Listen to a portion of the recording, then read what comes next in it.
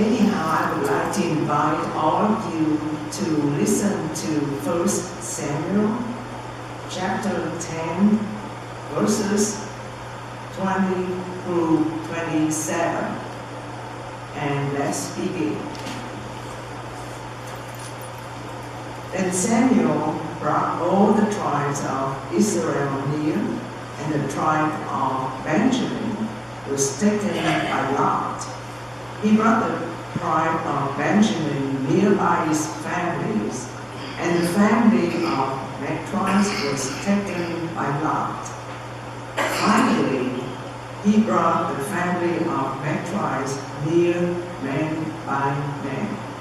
And so the son of Kish was taken by lot.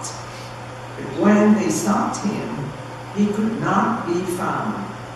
So they inquired again of the Lord, "Did the man come here?" And the Lord said, "See, he has hidden himself among the baggage." Then they ran and brought him from there. When he took his stand among the people, he was head and shoulders taller than any of them. Samuel said to all the people, "Do you see the one whom the Lord has chosen? There is no one like him among all the people." And all the people shouted, "Long live the king!" Samuel told the people the rights and duties of the kingship, and he wrote them in a book and laid it up before the Lord. Then Samuel sent all the people back to their homes. Saul also went to his home at Gibeah, and with him were warriors whose hearts God has touched. But some worthless fellows said, "How can this man save us?" They despised him and brought him no present, but he held his peace. These are the words of God. Thanks be to God. Thank you. We in the United States have worked diligently across the better part of 300 years to not have a king. If you go back to the 1770s, we started out by trying to get rid of George, who was king at that time.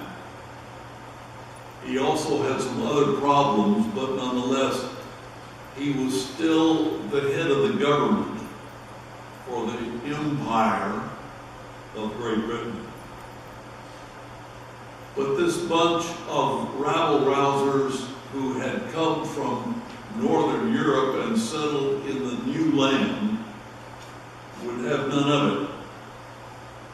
And so you have studied, as I have studied, what we call the Revolutionary War.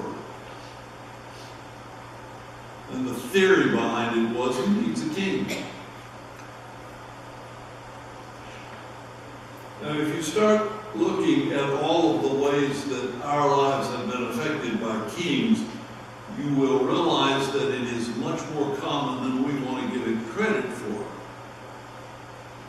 We live in a land that hasn't had a king since 1776. At least not a king that we recognize.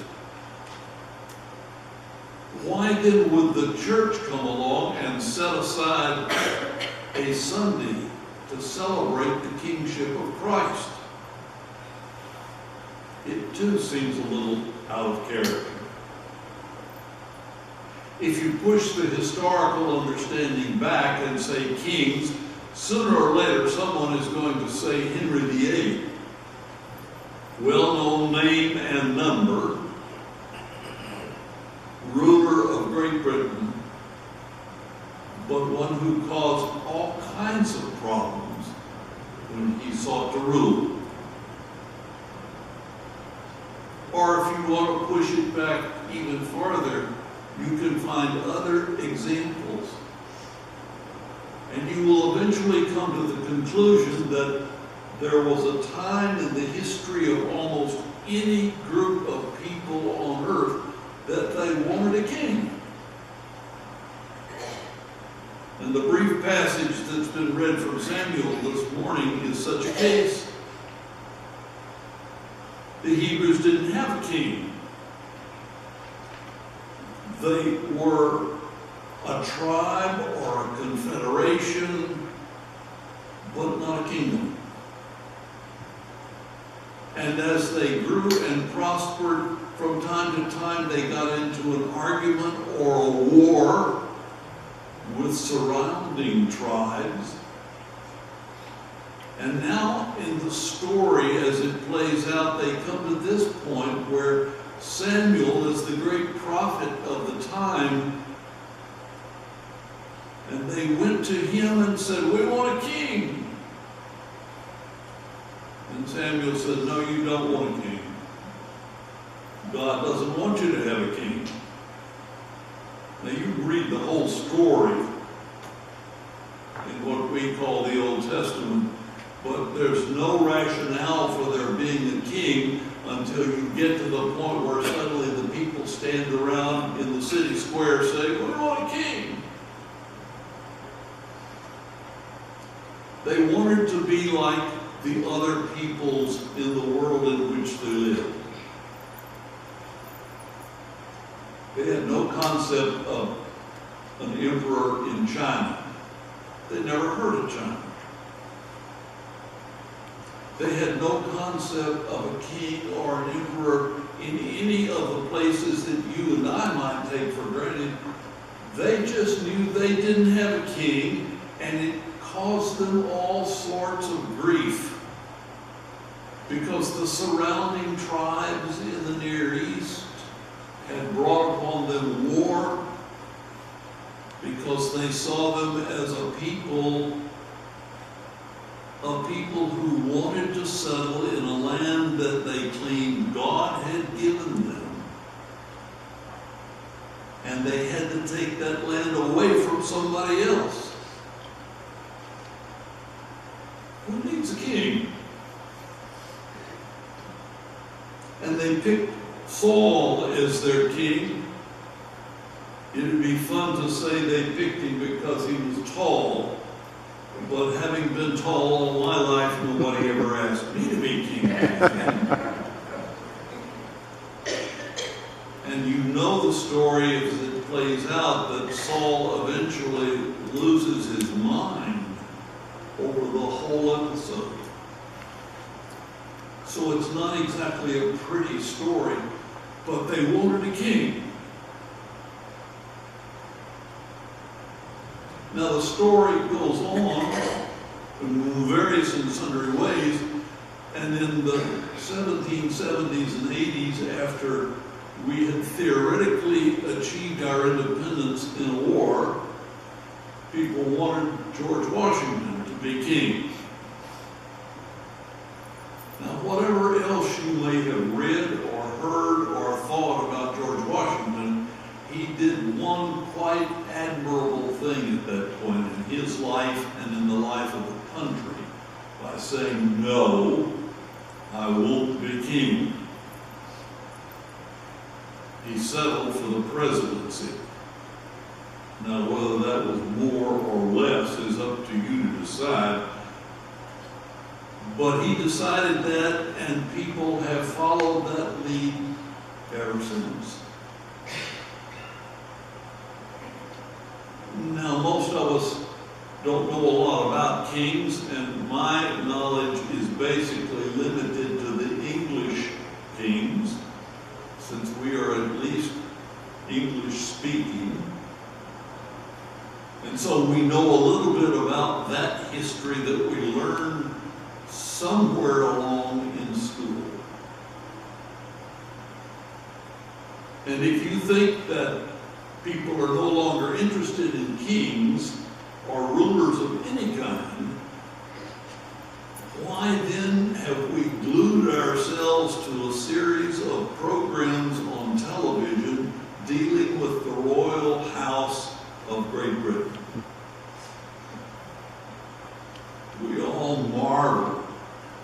Elizabeth II.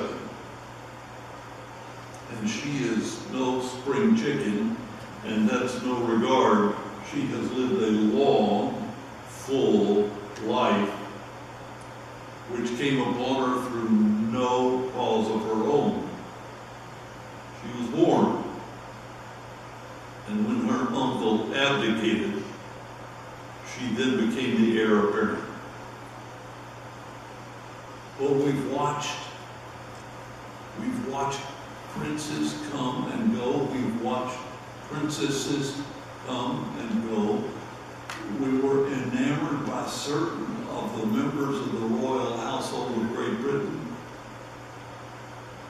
Who needs a king? Just to fill up a slot on the time schedule of the television station? I doubt that. But one does wonder that if that wasn't there, what kind of trash would be shown on television? And so, we've been surrounded in all of our history with kings of one sort and another. Catherine asked me several weeks, almost months ago, if I was willing to preach on Christ the King Sunday. And I said, well, yes, I've done that many times before. Well, she said, I never know what to do with that particular celebration.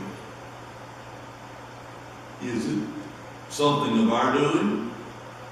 Did the church set that up? The church was born in an era that had an emperor in Rome.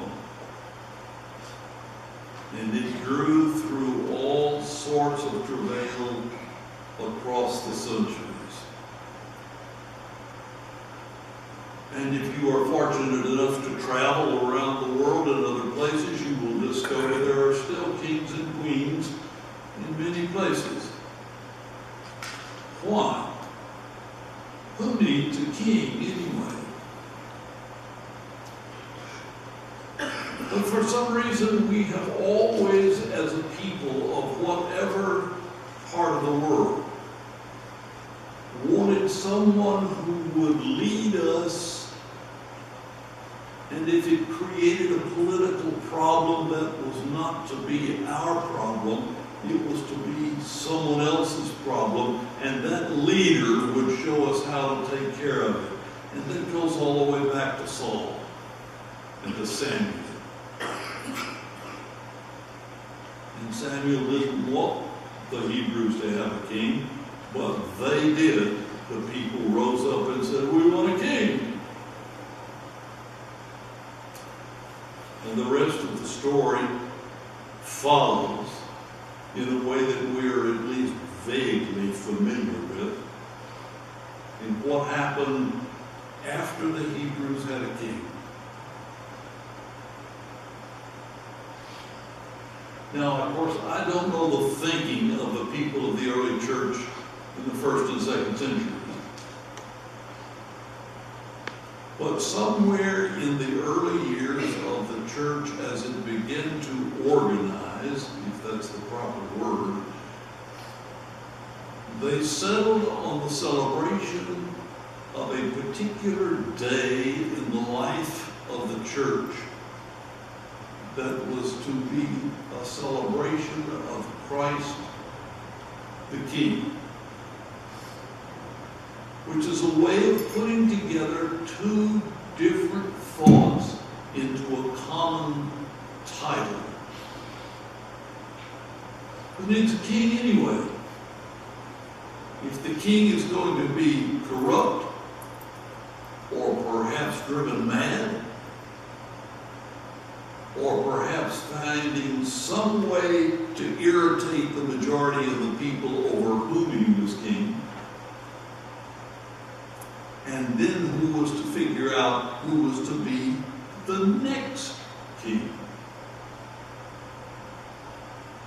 Now, I'd like to think I could spell out for you the name of the committee, and there's bound to have been a committee in the early church that said, here's the way we'll do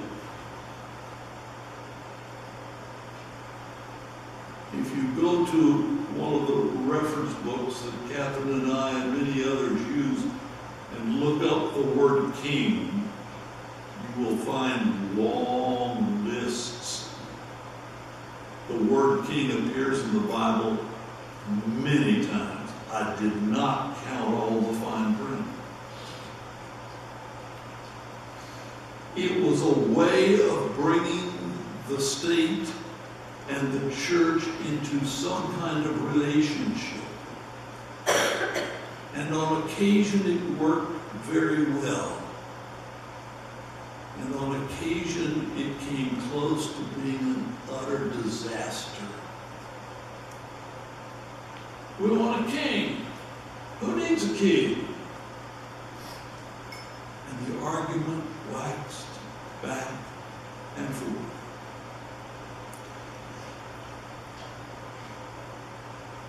Now, I can find people for you to listen to today on radio or television or in person if you so choose, who can make an argument for us having a king in the United States. But we've come too far now to give up our government as we know it. Is it a good government? No, not necessarily. As a matter of fact, in its early days, there was a television program based upon an historical event or events about kingship. And it began by saying democracy is a very bad form of government, but it's better than whatever's in second place. And an indication of those people, those thinkers, those politicians, those in terms of leadership, what they thought about kings. And if you now go to subscribe to wanting a king for the United States, you're going to get laughed out of court. It just will not happen. So now what are we to do with the heritage of kingship of Christ that we have? The same thing applies to that kind of title, and if you wanted to get rid of it, you're wasting your time.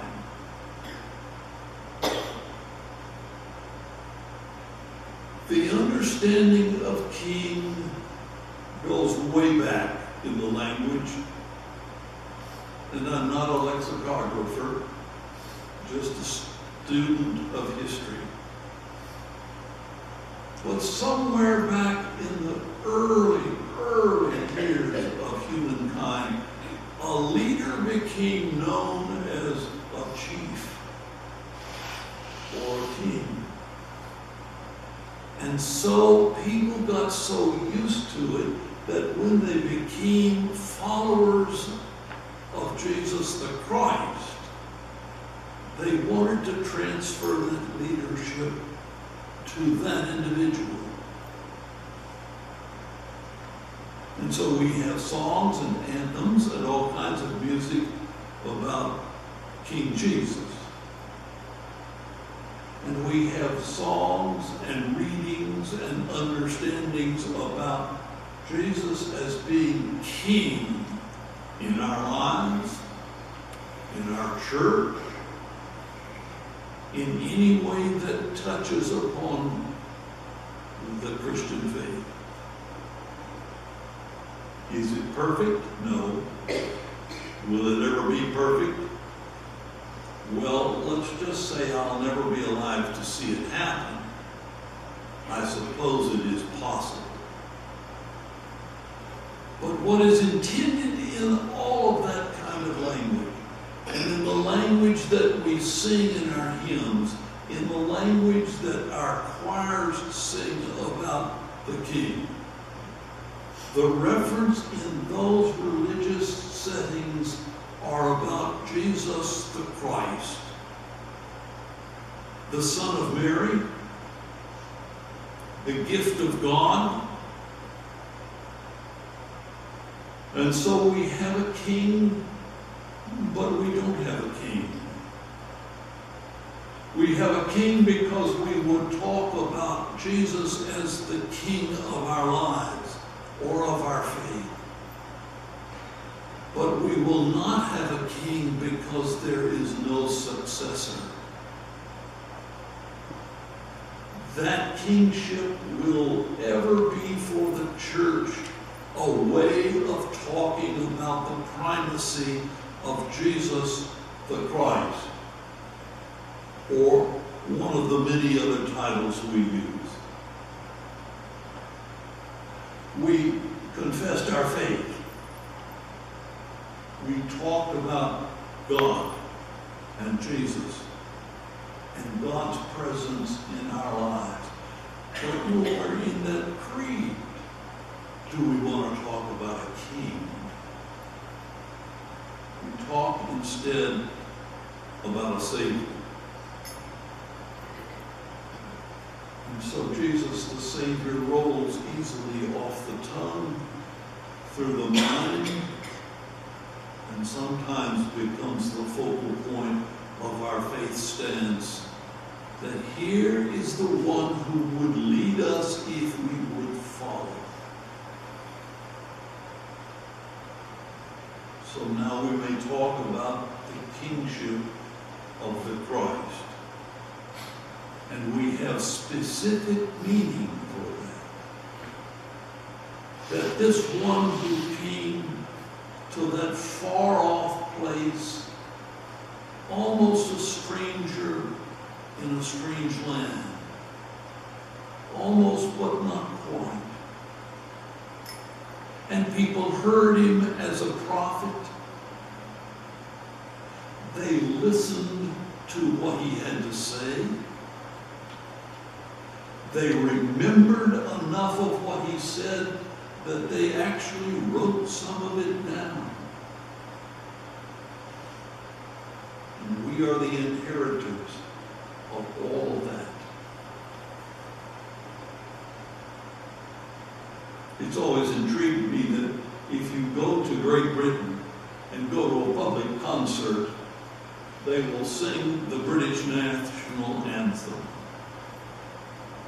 Nobody ever says, let's stand and sing God Save the Queen. But everybody knows that when the concert is beginning, that's the thing you do. And how do we as Christians in a congregation or in a community begin what we do always? Someone will be asked to say a prayer. And if they haven't been warned ahead of time, they stumble or stutter. Or they say the same prayer they said the last time. And what of our gathering together for worship? We want to greet each other because these are our friends. But there is no reference to kingship in those greetings. And so we use the language of kingship. But we mean by that language something extraordinary. Like one who is sent by the Creator to reveal the Creator's love of the creation. So when someone says to you, Christ the King, you'll have to interpret slightly that they're not talking about a crown full of jewels or a government position or a ceremony of something that happens. You are referring to the Christ, the Son of God, the one who comes to us and in whose faith we confess our own lives, at least every Sunday, but perhaps more often. to say that Christ is the King is to be very specific in our understanding of who Jesus the Christ is. The Son of God, the Savior of the world. And so, like all language, I would remind us to be careful of how we use it, to express what we mean, whether it be to put Christ and King in the same sentence, or to accept the love of God revealed in the man Jesus, whom we know as Lord, who is indeed a gift from God. In the name of the Father, and of the Son, and of the Holy Spirit. Amen. Amen.